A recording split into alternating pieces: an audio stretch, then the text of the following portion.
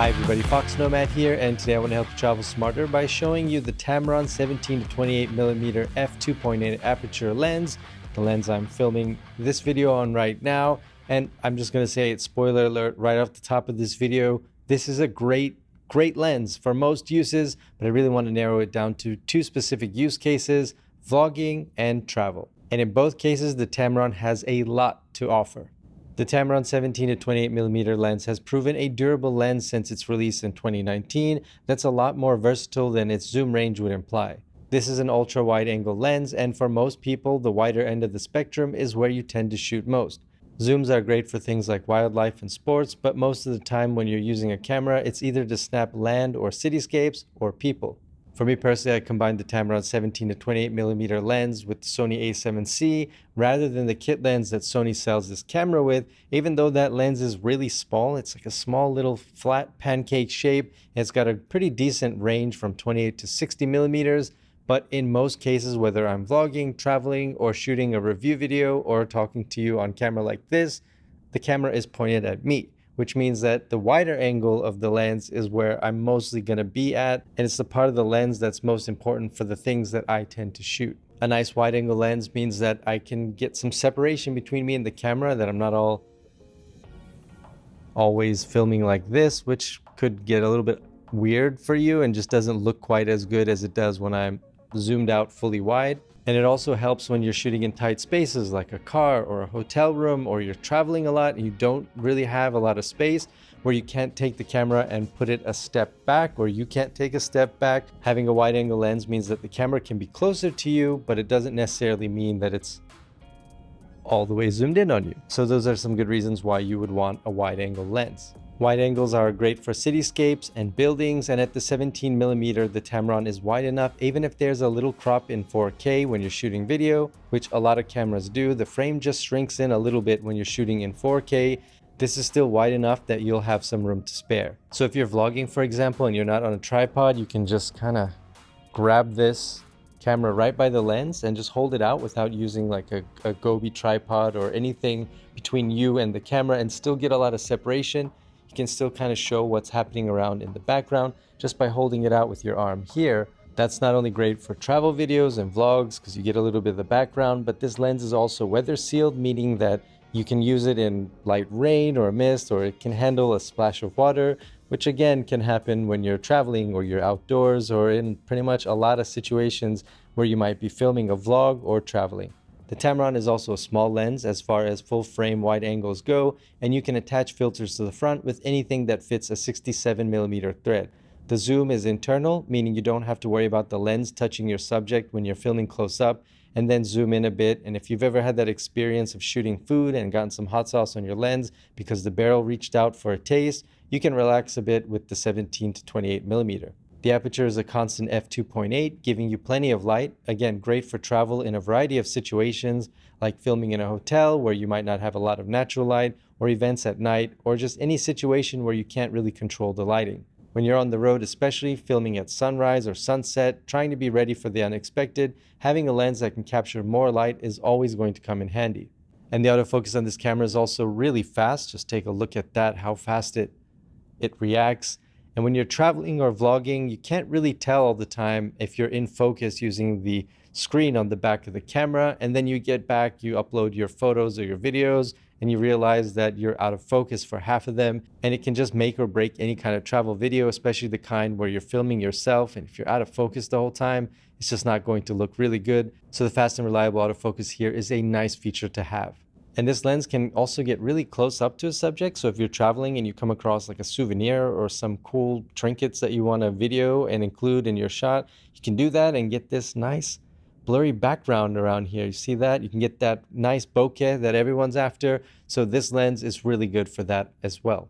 This lens isn't stabilized, but when you're shooting wide, the shake from walking isn't as noticeable like when you're really zoomed into a subject. Plus, you can stabilize with most editing software, and chances are your camera is also going to have stabilization in it as well. In terms of size, the Tamron 17 to 28 isn't too heavy at 420 grams. I'll show you the specs here on the screen.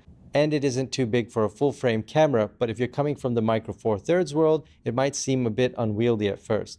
but it's one of those things you get used to and you realize that this lens isn't that big after all. It will be heavier than most micro four thirds lenses, but you get a whole lot for just a little bit bigger size, and the weight, well, the weight feels nice.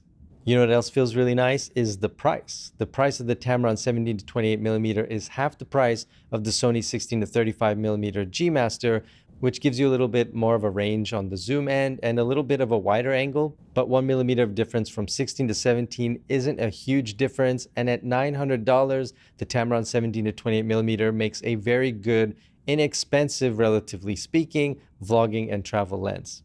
Although you can't get that extra millimeter like you have on the Sony, on the longer range, the newer Sony cameras have a 35mm mode, which basically crops in on the sensor, acting like a zoom. Here, let me show you what this image looks like at 17mm. Here's the crop version, and now back to 17. I'll zoom to 28mm and then enable 35mm mode, so you can kind of extend the zoom range on the longer end of the Tamron. Overall, if you're looking for a single lens or just one lens that you can use for a lot of different situations like vlogging and traveling, then the Tamron 17 to 28mm makes a great choice. It's inexpensive and it's wide, so you can film yourself without being weirdly close up. And if you shoot in 4K, then that crop isn't going to be such a big deal because it's wide enough to give you a little bit of room to work with.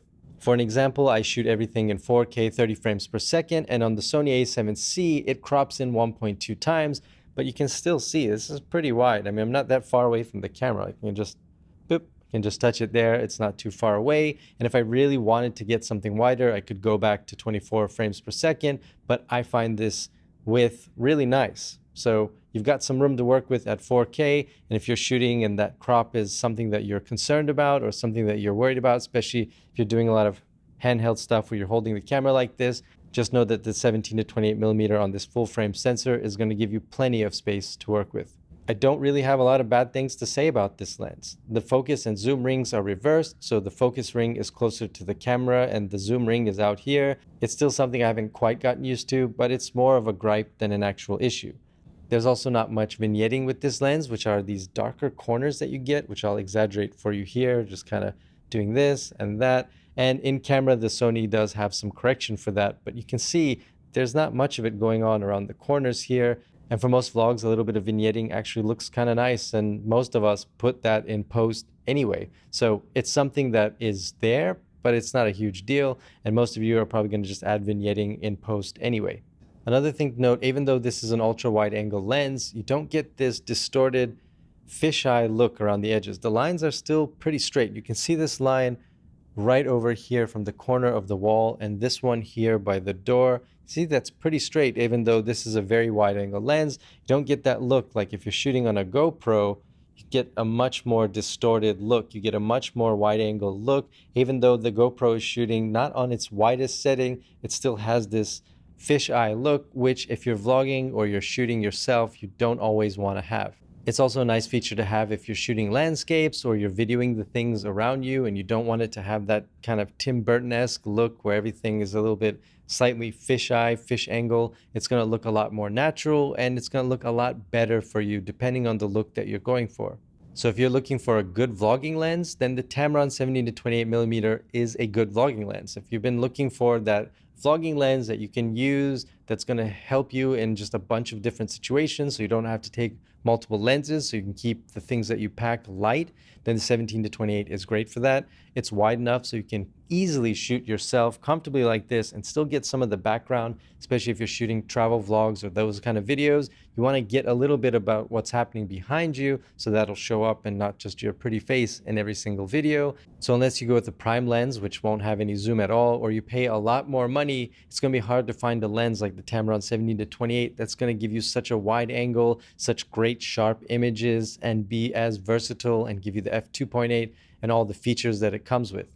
I know space is limited in your backpack, so if you're looking for that all-in-one YouTube lens that fits the Sony E-mount, then the Tamron 17 to 28mm should be at the top of your list. That's my review of the Tamron 17 to 28mm lens. If you have any questions, feel free to let me know down in the comments below. And while you're down there, hit the like and subscribe buttons. I'll have new videos for you every week. Thanks for watching, and I'll see you in the next video.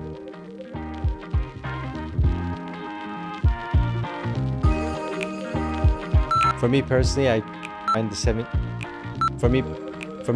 combined the Tamron. Alright. Although